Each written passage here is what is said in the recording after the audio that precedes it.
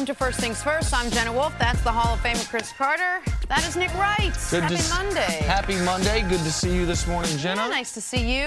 CC. You guys have a great weekend? We did have a good weekend. It's a good weekend. Not quite as festive as yours. You can always tell who Busy. amongst the three of us doesn't have small children. Whoever does the most and accomplishes the most over a 2-day weekend, that guy clearly has children who are all grown up. Hanging out with the Yankee Brain Trust, seeing Chris Rock, coming over to my house. Jenna stood me up. She's blaming it on the kids. We don't know if it's true or not.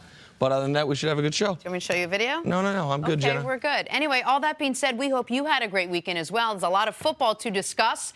If an oxymoron is a two-word paradox, then I present to you the word bittersweet. As in yesterday's Eagles-Rams game, as in the Eagles win, so sweet. Their quarterback loss, so bitter. Carson Wentz left the game in the third quarter after diving into the end zone for a touchdown that was ultimately called back. He is feared to be done for the season with a torn ACL. Here's his coach still holding out hope. Until I know more tomorrow on him, it's hard to say. But listen, there's a lot of leaders on that football team right now, and you saw it tonight. All right, a lot to discuss in this game. Again, great win for the Eagles, but not without the curse of potentially losing their quarterback for this season. CC, are the Eagles good enough to make a Super Bowl run without Carson Wentz as their quarterback? Well, going over the backup quarterbacks, and I think the situation in Minnesota is a great comparison. Not only did they lose Sam Bradford, Case Keenum being the backup, but now as far as Teddy. So Teddy is extra. But you have seen that the Vikings, that they are a team that wasn't carried by their quarterback, so it allowed them to be one of the best teams. They've been great defensive, great special teams. So the Philadelphia Eagles, I think that the Eagles actually have better personnel than the Vikings have, especially as far as their offensive line. Overall, I believe the Eagles' offensive line is better. I believe the Eagles' ability to run the football is a lot better than the Vikings. So I've seen the Vikings do it. Now, Case, they have the advantage because they've seen Case for 2 months. So they've adjusted the offense. But what I like to see yesterday was that Doug Peterson, what he decided to do when Foles came in the game was because they have adopted a lot of the same offense that Chip Kelly had, where Foles was the starting quarterback. So their offense stayed exactly the same. So can they sustain that? I think because most teams don't keep the same offense, even though the coordinators and coaches, they lie to us and say that they do. But to watch him make critical throws on third down, just like Carson Wentz, that he does have some experience as a starter. He is athletic enough that they can run some zone read stuff that they've been very successful at. So if there is a team that's set up, I've seen the Vikings do it. I think that Philadelphia, right now with Nick Foles, is the best or one of the best quarterback to backup situations that we have in the league. Just real quick, isn't that the ultimate advantage for a team when you can put in a backup quarterback and not have to revamp or re-overhaul your entire offense so that the rest of the team at least maintains some semblance of normalcy? It really helps because you get the carryover of all the repetitions. When you saw Nick Foles go into the game, the Eagles did exactly what they've been doing. So now all that practice time and players play with more confidence because they're doing the same thing. Right. It's better for the left tackle. It's better for the center. It's better for the tight end. And you could see that with the productivity with the Eagles. It didn't slip as they brought their backup into the game, Nick. When Carson Wentz left the game, so he took the hit. If people didn't watch it, he took the hit on a play that was called back. He then stayed in the game for 4 additional plays, ended up throwing a touchdown pass to take the lead. When he left the field, after that play, in that moment, he was the NFL's MVP. He had just taken the lead. The team was going to have the best record in the league. He had just set the Eagles' franchise record for touchdown passes in a season, beating Sonny Jurgensen, beating Donovan McNabb. He was the league MVP in that moment. You cannot lose the league MVP and still go win the Super Bowl. Just can't. And I understand people are going to say, well, Nick Foles, you look at the list of backups, he stacks up pretty well compared to other teams' backups. That's something I'm not yet certain about. I know that Nick Foles was extraordinary in 2013. 27 touchdowns, 2 interceptions in 2013. It was one of the greatest out of nowhere years we've ever seen. But since that season in 2013, it's 23 touchdowns to 20 interceptions. It's a 78 quarterback rating. It's 6.5 yards per attempt. It's very typical NFL backup stuff. But look at the competition, though, Nick. The number one competition in the NFC is who? Minnesota. With a backup quarterback. No. Do they have a backup? Sure. Okay, who's the next team? The Rams. Yeah. They just beat the Rams. Mm-hmm. Now, can you imagine Los Angeles playing in the link at the end of January? Yeah, I think they would be with Nick Foles starting. You do realize it's going to be very, very cold. I get that. Oh, so I hope you calculate that. Right. I agree. That's a huge home field event. When you are Philadelphia, especially this fan base is craving for a winner. When they go to Los Angeles and they have a home field advantage, they have more fans than the Rams. The Rams had to do a silent count at home. Now, let's just speed this up to the end of January. All right? Let's just say they get to the NFC Championship game. I don't care who the quarterback is. All right? It's not as if golf is going to be ready to throw the ball in sub-zero weather. The Eagles can run the ball. They got multiple backs. So I believe that to be a huge advantage, and also based on the competition. New Orleans doesn't want to go to the cold and play. Minnesota's not a cold team, even though they live in a cold climate. So when you look at how it stacks up, yeah, they lost the MVP, but you can't look at that absent of who the competition is. The Falcons, Panthers, Saints, Rams, and Vikings. Sure. This is the year if you want to have a backup. All right, I can't look at it absent who the competition is, but I can look at how they've gotten to 11-2, and this is something I know you're going to agree with me on, CC. Where the Eagles, I know it. I'm going out on a limb. I'm going to step out. Maybe I'll fall. Where the Eagles have been special this year. What has separated their offense from the other really good offenses to one of the very, very best offenses is production on 3rd and long. Yes. Carson Wentz has been a magician on 3rd and long. He completes 39% of 3rd and 10 pluses. The league average on 3rd and anything is 39%. Think about that. So you're in 3rd and forever, doesn't matter. And they're in 3rd and forever a lot. They are top 5 in the NFL for most 3rd and longs against. Just like Charles Barkley said, the backup players, they play better at home. As a backup, Nick Foles playing all the games at the link would be a huge advantage. Yes, you can go to one stat, but based on the competition, I like Nick Foles and the Eagles based on who else is going to be there in the NFC. CC, but hold on a second, though. But it's not one stat. Do you remember when we watched week one? We watched week 1 of this NFL season at my house together, right? Mm-hmm.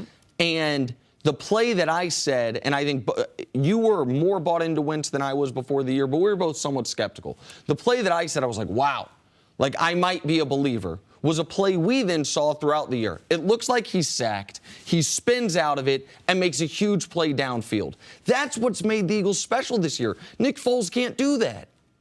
Okay, I'm not going to argue with it anymore. I mean, based on the competition, I believe it to be true. It will be played out on the field. Question for you, because you hear a lot of this after an injury like this. Is there any part of you that looking at this injury would say maybe you don't let him, as you get closer to the end of the season, as you know you need your guy, would you ever say maybe he doesn't need to be running as much as he needs to be running? His style of play? His style of play. Just maybe let him run, but maybe don't put in the back of his ear, hey, be more cautious. Need you. Yeah, well, this wasn't a design run. This is just trying to make something happen. That's now, my point. The only advice you can give them is when you're at the goal line, you have to get off the ground. Don't be on the ground because the leverage of the ground, which caused him to get injured. If you look at, they knew the DB was going to come in low. If he had jumped in the air like Cam, you don't have those collisions if you go in the air. Now, there is a landing eventually. But to me, at the goal line, you're better off getting off the ground as a quarterback because your legs aren't going to get compressed. And that's what happened right here. The DB came in, the linebacker came in from behind him, compressed that knee, and don't know what the results are, but I don't think it's going to be good. I got one more question for you. When you say that one of the reports was they fear it's a torn ACL, another report was it might be a partial ACL tear. What does a partial ACL tear mean to you as far as playable, as far as a young player that is your franchise quarterback? That means if it was you and Jenna, you guys would be getting an operation. Would you? For a professional athlete, they're going to try to hold you on there. They're going to put him in a knee brace, maybe have him rest a couple weeks. He'll play with the painkiller, but he still needs surgery on it. Moving on to Sunday Night Football, you got to love when a much-hyped game lives up to its billing. Steelers and Ravens, and give it up for billing.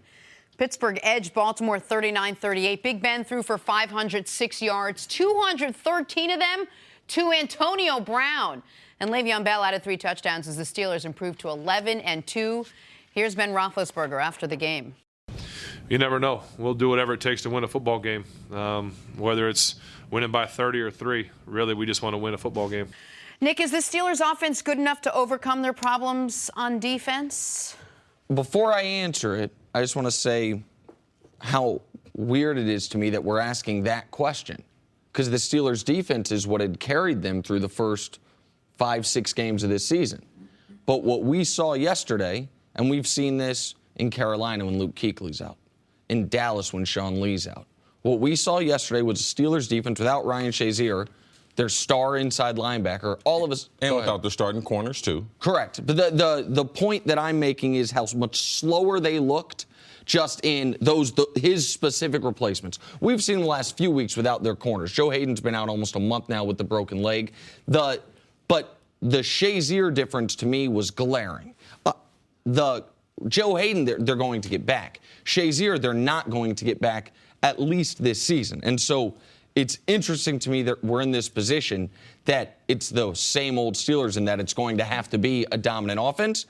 But to answer the question, yes, I think the offense can do it, because I think the last few months, 2 months, this is shown to be the best offense in the league. You have a quarterback playing as well as almost any quarterback in the league. You have a wide receiver playing better than any wide receiver in the league. Yep. And Le'Veon Bell, who even though his yards per carry aren't elite right now, he does everything for you. So, yes, I do think the offense is good enough. It's not a position I think Pittsburgh thought they were going to be in. I totally disagree with you. And the reason why is because I played on a couple of teams that were offensive dominant teams. And when you get a bad day offensively, you end up losing. If you get a bad day defensively, you can still hang in there. If you're a defensive dominated team and you don't have a great day, you can still win. But if you're an offensive dominated team, if they didn't play great last night, they would have lost. And it's hard to play great offensive football. Look at New England when they went undefeated. It just took one bad half. Right. I don't care how explosive you are. If you look at all the greatest, the highest scoring teams, look at how many of them won a Super Bowl. And if you look at those numbers, it would be very discouraging if you were hoping on that. If you were hoping to say, oh, this Pittsburgh Steelers offense is better than some of the greatest offense. No, it's not. Yeah. So it only takes one bad half. So for me, I don't have a lot of confidence based on my history. And I'm concerned about the defense of Pittsburgh. You can't give up 250 yards rushing. Like anyone who's just a little bit better than Baltimore beats Pittsburgh last night. I mean, they almost lost to Cincinnati the week before that. They were down 17-0 in that game. You know, so for me to think that, like, this offense is going to be consistent enough, and I don't believe those holes in the defense are going to get any better. Ryan Shearer's not coming back to play. And his overall ability to play first and second and third down, because he's one of the fastest linebackers in the NFL, that can't be replaced. Now, the thing that I like about Pittsburgh, you talking about Antonio with his big game, 11 for 200, but Jesse James had 10 catches. L. Bell had 9 catches. So for me, I'm glad there's not a huge disparity between Antonio and the rest of the group, because you need other people picking up this slack. Now, he is the best, and you're going to feed him a lot, but you need these other players. So do I think Pittsburgh offense is special? No. Do I think they're special, more special than some of the offense I've seen the last 20, 30 years? No, I don't, because I don't believe their offensive line is as good as some of those teams. And I would agree with you, this offense is not, because you mentioned the highest scoring offenses and how rarely they win the Super Bowl. The 07 Pats, or in the last year's Falcons, the 98 Vikings. Like, we know the list a lot. In fact, of the top 6 highest scoring teams, the only one that I think did win the Super Bowl was the greatest show on turf, yes. Rams. So I don't think this Steelers offense is that. I'm not trying to compare it to the all-time great offenses. The point I'm making is the offense good enough to carry it until, because they're going to get their corners back. Now, Shazier's loss, I mentioned it. Shazier's loss is an enormous one, and we are seeing... That's running attack. Right. See, so my thing is, I don't think they're going to be able to get off the field. And if they can't get off the field defensively, they can't dominate time of possession. If they can't dominate time of possession, that defense stays on the field, then they're really going to be taking advantage. Does it concern you guys at all that there are so many close games that they're just eking out? They have 7 games already this season that they've won by a touchdown or less. That's not that sustainable. You already mentioned in Cincinnati game, they were down 17-0. They gave up 38 points to the Ravens behind Joe Flacco. Like, this is a team where, yes, they have so many offensive weapons, and yet week after week we keep seeing them barely Jenna, win. this is where if you're predicting that Pittsburgh is going to be in the Super Bowl, you say, oh, that's just good teams. They find a way to win. But if you look at it from a perspective, is this the type of consistency, or you're from a neutral, like you don't care, which I am, you're like, that's not the kind of consistency that I would want. But, Jenna, all of us don't come from a neutral perspective. Jenna, all of us don't come from that planet. So it's really hard to not look at it and be like, how can I maybe utilize the story? It's not. You don't have to utilize anything. They're 11-2. Who are the teams that have been more consistent than Pittsburgh this year, in your opinion? Not New England. Okay. Philadelphia. Is that the Minnesota? You think Minnesota's been more consistent than Pittsburgh? Yeah. Absolutely. Okay. And with the backup. Okay. I mean, and with a tougher schedule. So at most, we're at 3 teams? At most, right? Yeah, well, who else are we comparing the best teams in the league with, Nick? Well, no. As long as we're all in agreement. So let's just make the proclamation. You know something, guys? Next to the in the dictionary of consistency, a picture of the Pittsburgh Steelers. No. Oh, okay, so like the argument is not real. No, it's not that it's not real, CC. It's that with the Steelers, we seem to, for some reason, Steelers in Carolina. We didn't make it up. This is who they are. Okay, well, I agree with you on Carolina. We see it every week with Carolina. With Pittsburgh, we see that. I understand that they've had a lot of close games. They've, I think, won 4 of their last 5 games with a field goal at the end. I get that. And Boswell's been amazing. We talked about it before the show. It can go either way very easily. But remember 2 weeks ago when we talked about, the Steelers are talking about New England. That could bite them. Well, they played an incredibly physical game against Cincinnati. They had a comeback win. Juju was suspended in it. Shazier's lost for the year. Then they go play Baltimore. Cece, do Baltimore and Pittsburgh, no matter how good either team is, do they play close every year? Is that true? Right? Like, that's not a consistency thing. And so now they get to New England 11-2. So have they been dominant? Have they been blowing teams out? No, I'm not going to say that. Nick, how did the Bengals do yesterday? I think they got crushed. Oh, really? They got crushed. Oh, but that was the same team. They got crushed by who? They were playing a terrible team. We talked about it. The Bears. The Bengals got crushed by the Bears 7 days after playing Pittsburgh. That they almost lost to Pittsburgh almost lost that game. Right? So, no problem. That's the consistency that we don't think is sustainable. Right there. I agree. And I see your point, because you could look at this team and say, yeah, but this team grinds it out and they will always find a way to win. But when you get into the postseason, you don't want a team that's just going to barely find a way to win. Don't you want a team that's going to walk in and dominate beat the teams you should beat? I want a team that's going to have the 1 seed. And right now, Pittsburgh's the favorite to have the 1 seed. Oh, we just talked about a team in the segment before that's got the 1 seed in Philadelphia. If Big Ben goes down for the year, Cece, don't act like it's the same thing. No, you said, I just want the team with the 1 seed. Yeah. Philadelphia is the 1 seed. Okay, let me add an addendum. The team with the 1 seed. You can't add an addendum to the contract after you signed it. Cece, you got to read it, man. It was an implicit part of it. The team with the 1 seed has a quarterback with both ACLs. Let me tell you something. You are a raggedy lawyer. Raggedy lawyer. Moving on, the Giants hosted the Cowboys. We'll get to how bad Eli Manning looked in a minute, but Dak Prescott came up big. 332 yards, 3 touchdowns. Dallas keeps their slim playoff hopes alive. Here is Dak Prescott after the game. It's confidence anytime you're doing well and you're growing and you're feeling yourself and you're growing off what your teammates are doing. So, yeah, it's definitely confidence, and it's good for us moving forward. But we're going to come in, we're going to get back at it tomorrow, and we know it's a new week, and we know the position we're in. So, CeCe, on one hand, sure, Dak played a great game. On the other hand, he played the 2-11 New York Giants. So, I mean, how much credit does Dak deserve for beating this team? Jenna, I think that we might be able to get a collection of 30 dudes together, and we might be able to beat the Giants. Right. The Giants are horrible. I mean, look at everything that's going on with the Giants in the last 3 weeks. I mean, what NFL team, besides Cleveland, would have not have won? The second team you want to go play right now is the New York Football Giants. Oh, they just benched Eli. Oh, they just fired the coach. Oh, they just fired the general manager. Like, that's the perfect time to come to New York to play them. A big rivalry game where how many starters they're missing. Their offensive line is awful. Their secondary is depleted. Like, it worked out great for Dallas. And CeCe, yeah, stop. I mean, this was like a scrimmage game. Despite that, it's 10-10 after 3 quarters. They're in a dogfight through 3 quarters. So I didn't see the great game that some other people saw. I saw Dak throw 2 short passes, and I thought 2 guys who turned those plays into special plays. I don't believe that was because of Dak. So, to me, this was a game that they were supposed to win by a decisive margin. So, this was my total expectation in this game. All right, I want to give Dak credit for one thing first that I know how impressed you were with this one throw because we were watching it together. The throw to Witten.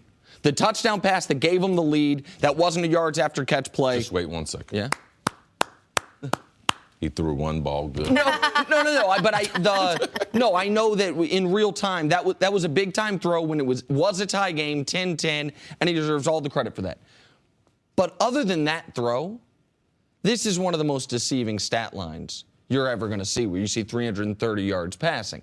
The Cowboys came into this game dead last in the NFL in yards after catch, historically bad in yards after catch. His 3 giant completions. The 50-yard touchdown to Dez Bryant. That was a quick slant. 1 safety who was covering the middle of the field. He made 1 guy miss. The rookie broke that tackle, and it's to the house. 54-yard completion to Cole Beasley.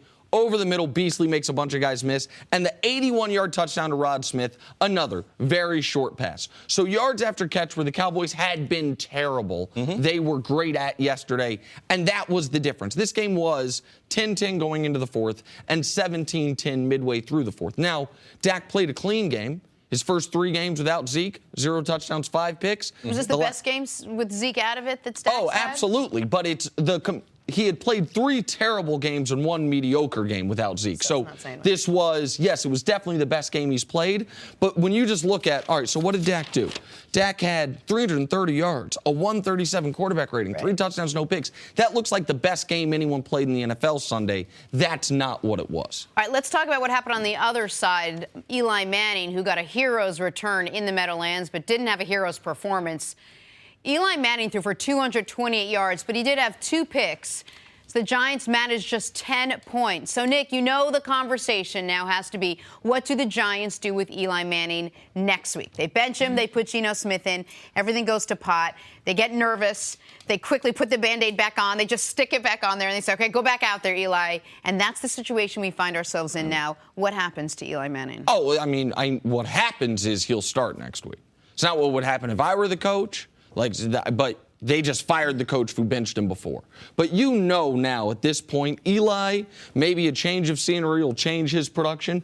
But this iteration of Eli Manning is not even an average NFL starting quarterback. Like Eli, we can go down the list. He's 24th in quarterback rating. He's 34th in yards per attempt. There's only 32 damn teams. Like, the only thing, much like Dez Bryant, the only thing he's elite in is targets. The only thing Eli Manning's elite in is attempts. He's thrown the 6th most passes, but he's netted the 19th most yards. Like, we know Eli Manning is done with the Giants as an above-average NFL quarterback. I would, if you spent a 3rd-round pick on a quarterback, I would want to see him play now that the season's lost, but they're clearly not going to do that. But just quickly, why are you so confident that these aren't the numbers that are now going to be stuck with Eli? Why do you think he could be so much better if he goes somewhere else? No, it's not that I'm sure he's going to be better if he goes somewhere else. It's that I'm sure he's not going to be better with the Giants. Now, maybe he's shot no matter where he is, but with the Giants, I think it's done for him. Yeah, the Giants, he only has 1 offensive player. That's Ingram, the tight end.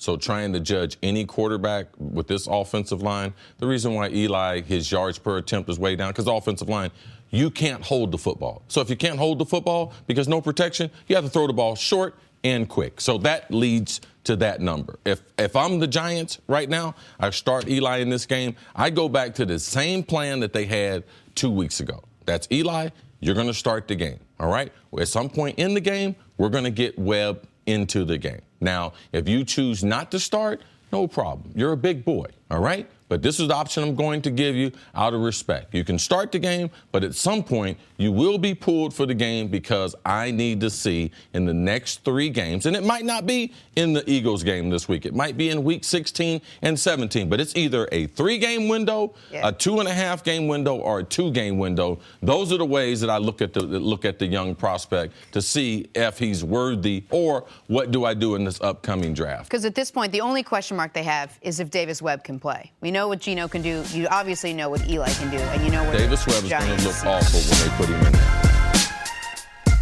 Welcome back to First Things First. We welcome Greg Jennings in. Good to see you, Greg. What's happening, Looking man? good as always. I try, man. I try. Preacher. You one of the few people in the company that wear brown, man. What's going on with that? Hey, you know, shh. Victoria. All right, Greg got special dispensation. We'll talk some Packers, Greg. Packers beat the Browns 27-21 in overtime. Brett Hundley thrown for 265 yards and 3 touchdowns in what Green Bay hopes will be his last start of this season. That, of course, because Aaron Rodgers is eligible to return for their next game against the Panthers. Greg, can the 7-6 Packers actually make a playoff run if Rodgers is able to come back next week? They can. They obviously are in position to do what they need to do to take care of their side of it. They obviously need some work, some help from other teams in this tight NFC conference. When I was at the Green Bay Packers facilities a couple weeks ago, having the opportunity to call that game. I enjoyed you on the call, too. That was nice. That. My first time. I meant to text you, but I got a new phone number, but I thought you did a good job. I appreciate it. That means a lot coming from you. No, seriously. But watching him throw, he has all the velocity, all the pop on the ball. They can't wait. Talking to Mike McCarthy, he was talking about just being relative again and understanding how important it is to have an elite guy like that to put you in position to where if we can just kind of nestle our way and have our feet kind of in the door, he can blow the door wide open. Now, how likely that is predicated on, again, other teams falling off a little bit, not a whole lot, but they need some help. Because if they win out and everybody else wins out, then they're out. But, Detroit's in front of them right now. Obviously, they have them on the back end of their schedule. They have a tough stretch coming up with the Panthers, the Vikings again, and then ending the season with Detroit. But I love anytime you have an opportunity to get that guy back, that guy being Aaron Rodgers, as great as he is, you have a chance. See, if he said that a couple weeks ago he saw Aaron Rodgers looking as good as he did, you could never imagine a little bit of rest, let him sit down, let him feel better, come back in. Yeah, well, I got to tell you guys, I cheated. When I was watching Greg, because I always tell Greg this when he retired, and he was trying to, say, Chris, do I go in the broadcast? I said, Greg, if there's one thing that you got to know, you have to always be an expert on the Packers. Like, no matter what, you always have to be an expert on Aaron Rodgers and everything. So when he was doing the game, that was the game that I came in and told you guys I saw the velocity. Not necessarily in the ball, but in his shoulder. Yes. How much pressure and force he was putting in before that game that Greg was calling. So I utilized my friend Greg to be able to do. Now you have 2 sources, you It's and unbelievable. Greg. Yeah, mine, when I don't necessarily have all the facts and everything, I have another source that happened to be me. You know what I'm saying? So I lean on that. But, yes, I'm not surprised at all. But this is a game. It's a collision sport. This is not 7-on-7. If this was 7-on-7, there would be millions of guys playing quarterback around the NFL. There'd be millions of guys playing other positions. But he's going to get hit. The game he got hurt in was the Minnesota game. Who gets after the quarterback as good as Carolina and Minnesota? So that is going to be a huge test. Aaron would have to play great in those games. And what should our expectation be? The wide receiving core, they're not in sync with him. Aaron Rodgers is human. He's missed all this time. So will he be rusty? Say for the first half, because this is not a team that can recover from a bad half. And in those next two games, four halves, they can't have one bad half. No. So that's what I worry about. Not Aaron coming back, but how long does it take for him to get comfortable and get back to the Aaron we're used to seeing? The reason you can plausibly make a case for them is not just because of how great Rodgers is, but because of what they did while he was still there. When he was still there, they beat Seattle. So if they in Seattle are tied for that last playoff spot, guess what? They have the tiebreaker. They beat Dallas. So if those two teams are tied, they got it.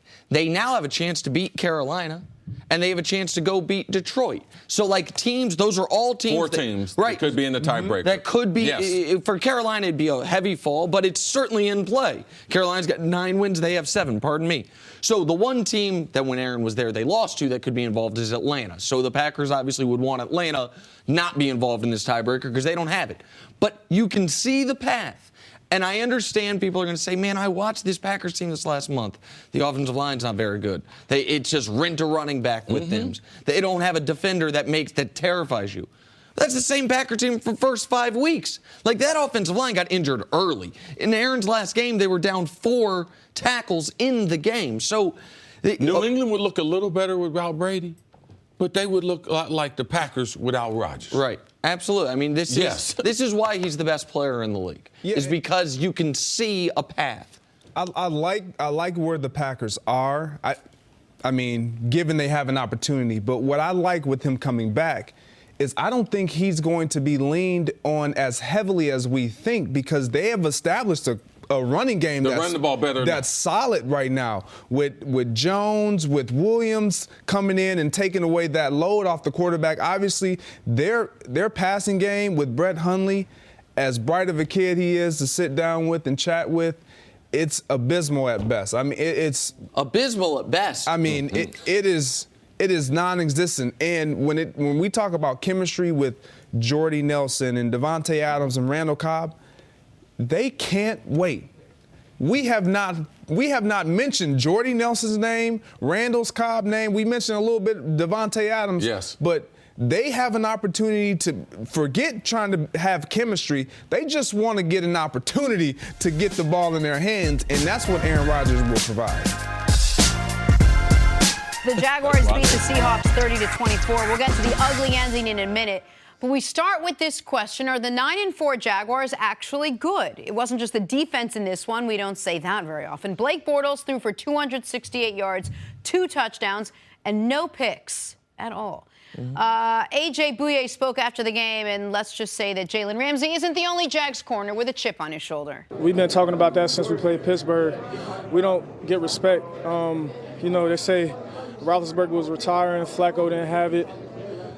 Usually a lot of stuff like that, and then we just went up against a player who all week they said was an MVP candidate, so I just can't wait to see what they say about that. All right, Nick, how far can this Jaguars defense actually carry them? Well, I mean, if history's our guide, theoretically they can get to the Super Bowl. In the last 5 years, here are the 3 best defenses I've seen. The 2013 Seattle Seahawks, they went to and won the Super Bowl. The 2015 Denver Broncos, they went to and won the Super Bowl. And the 2017 Jacksonville Jaguars. I don't think it's hyperbole to put them in that category. I think they do everything well. And they dominated this football game until the fourth quarter when Seattle had some more Russell Wilson magic in the fourth quarter. You can't throw on them. They are increasingly difficult to run on, and they get after the quarterback, forcing turnovers and sacking the quarterback as good as any team I've seen in recent years. I don't think they're going to have the run the Seahawks and the Broncos did, which is getting to and winning the Super Bowl. But when Blake Bortles doesn't turn the ball over, they're undefeated. And Leonard Fournette's playing well. I mean, this is, when we talk about that second tier of contenders, league-wide, behind the very best teams, the Jags, to me, are near the top of that second tier. There's a couple of things missing from your outlook for Jacksonville. Can their defense carry them? Well, you have to ask yourself that. Can they go to Pittsburgh and beat Pittsburgh? And or if they don't have to go to Pittsburgh first, can they go to New England and beat New England and then beat Pittsburgh the following week? Or flip it. However you want it, you're going to have to do one of those 2 things.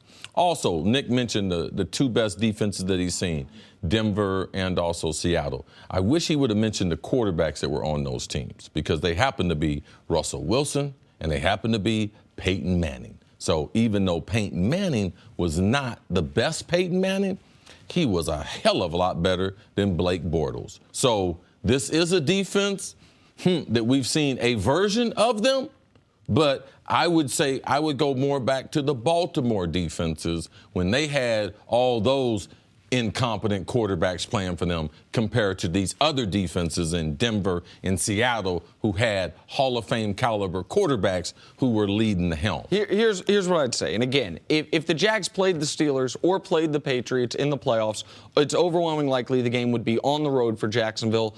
And the idea that I'm going to pick Blake Bortles to win a road playoff game against Roethlisberger or Brady in the cold, slim to none. Well, but the cold, I think, could benefit their defense. And what we have seen from Jacksonville. Well, both of the other teams are cold climates. I understand, but bad weather benefits a defense more than all. Practicing in 70 degrees and then going to the Northeast today, that's a big difference. Agreed. All right? There's a thing called your blood thinning. No, I get that. But you mentioned them going to Pittsburgh. We did see them go to Pittsburgh earlier this year, turn Ben over 5 times and beat the hell out of them. We have seen... Oh, yeah, I know, because that's the Pittsburgh that's inconsistent. I know about that. I realize what happened in that game. But doing that in January, it's more difficult. But let me ask you this way, because I know we got to move on to the other things that happened in this game. Pittsburgh and New England are clearly the two best teams in the AFC. To me, without a shadow of a doubt, the next best team in the conference is Jacksonville. Do you agree with me there? Potentially. I just don't trust them, man. Listen, it's tough to trust a team with Blake Bortles. I get it. Like the defense to me is... And I don't think the defense is going to shut a team down from getting 17 points. All right? That's what I think. Seattle, you're not getting more than 17 points when they were great. Denver, you're not getting more than 17 points and you're collapsing the pocket. So I don't think they can hold those teams down to 17 points, so I don't think they can win. All right, let's move on to the ugly finish to this game that we're currently talking about. Seattle's Michael Bennett started a melee by diving into the legs of center Brandon Linder during a Jaguars kneel down, and then things went from bad to worse. Seattle defensive tackle Quentin Jefferson tried to confront a fan who threw a cup at him. He was held back, but it still led to a very ugly situation. Here's Jefferson after the game. I'm a human just like anybody else. I'm a man just like the other man in the stands. And I'm not gonna let somebody disrespect me, throw a beer on me. Like, just because I'm playing football, I'm still a human being, I'm still a man. And I'm out there playing a game. And at the end of the day, it's a game, and I'm a man. I'm not gonna let somebody disrespect me like that. All right, CC, what was your reaction to everything that went down at the end of this one? I thought he was stupid for stopping. Most NFL players, we go over it all the time, going on and off the field. The only time I have my helmet off is for a home game. And if we lose at home, I put my helmet on there because they do throw stuff in home games. NFL players know coming on and off the field in a visitor stadium, always keep your helmet on for protection, let alone if you're thrown out of a game, all right? When you're thrown out of a game, there's 2 things to do. Jog off the field, jog to the locker room, and keep your helmet on. Do not stop for anything. So he violated the 2 things that coaches and organizations, security teams, that they go over with you. These things are rehearsed on a regular basis. So I have no empathy for him stopping and trying to engage in whatever he thought he was going to engage in with the fans in Jacksonville. And they're rehearsed on a regular basis, I assume, because of the unpredictability of what happens with fans, because you can't rehearse anything with them. And this is what fans do. I mean, fans throw things at games. It's like it's not like we're in Europe. They throw things here, too, at games. So that's something that we go over. That was not a smart decision by him, by stopping and taking your helmet off. Your helmet is the only protection that you have. So for me, not real smart on his part. And he said, I'm just like them. Well, no, you're not. They actually paid money to come watch you do your job. Okay? So you're not like the fan. And for you to think that you are, all right, you're a little naive to the reality of it. Well, isn't he saying I react emotionally just like anybody does? I just repeat what he said. I'm not reading his brain. He said, I'm just like you, which is not true. Well, he says, listen, I'm a human being. I'm going to react like I understand the way you responded is not the way you're trained, and it escalated the situation. There's no doubt about that. And it's a good thing he did not get into the crowd. But I understand the reaction. For the idea that you had to deal with this, that you had to have a protocol of how you run off the field because people that pay money to go to games are going to act like apes. This is from high school, Nick. This is not new. In high school games, we train the kids like this. In college, we train the kids like this. In the pros, it's expected for them to be like this. So when you go and there's fans, there's an opportunity. You have a helmet. It's for your protection. All you had to do was keep running. That's all he had to do. Nothing hit him. No one assaulted him. All he had to do was keep running. Oh, I understand that the ideal scenario is he keeps running, and this is not a story. My point is it should not be a given that part of being a pro football player is, okay, I got to be at practice at this time. I got to show up to work this many weeks a year. I might get hurt on the field. And, oh, yeah, by the way, I almost cursed. Some jerk in the crowd is going to throw projectiles at me while I'm leaving work. And the NFL, when we talk about protecting the players. The NFL will look at the video. Every stadium has video. They will see, and they will deal with the fan. That is not your job, all right? You're not a damn bouncer. You're a professional athlete. There's only 1,600 people that can do like you, all right? There's only 1,600 in the world. So why would you act like someone else when you're not that person? This is the arena for which you play in. So can these things happen? Yes. You play 8 games at home. You play 8 on the road. There's procedures for on the road that he did not follow. The question that I'm asking, though, is... I'm not responsible for the fan. All right? I'm not going to be responsible for the fan. But I am going to be responsible for the training that players go through that would have prevented it. Thank you for listening to the First Things First podcast. Remember, leave us a review and tell us what you think. Subscribe to the podcast on Apple Podcasts and catch us on FS1 Monday through Friday, 6:30 a.m. Eastern. For Chris Carter and Nick Wright, I'm Jenna Wolf. So long, everybody.